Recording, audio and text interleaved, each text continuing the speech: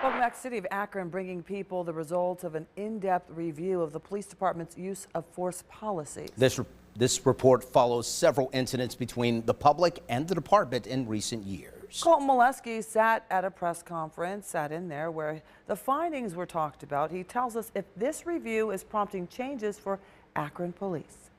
That review had 58 recommendations for the Akron Police Department's use of force policies. And change is already happening, it sounds like. The city says that 18 of those recommendations have already been completed. Our department believes in the concept of consistently improving. We believe there's something to learn from every incident, every encounter we have. And this report and many of the recommendations contained in here will only make us a stronger department. Akron Mayor Shamus Malik and Akron Police Chief Brian Harding detailing the thorough report from the Police Executive Research Forum, or PERF.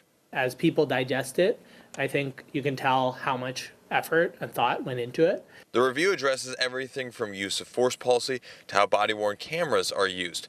However, the police union called the review into question, saying many of the recommendations won't work in the real world. We didn't want this to be something where we take it in and we say, we'll get back to you in a couple months about what we're going to implement and what our responses are. We wanted to move with deliberation. Despite the clear reservations from the police union, the city is full steam ahead.